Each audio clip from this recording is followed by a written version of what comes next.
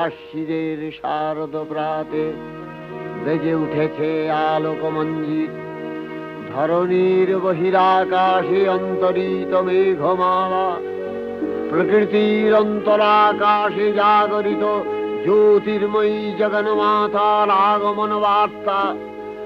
আনন্দময়ী মহামায়ার পদধ্বনি অসীম ছন্দে বেজে উঠে রূপলোক ও রসলোকে আনে নবভাব মাধুরীর সঞ্জীবন। তাই আনন্দিতা শ্যামলী মাতৃকার চিন্ময়ীকে মৃন্ময়ীতে আবাহন।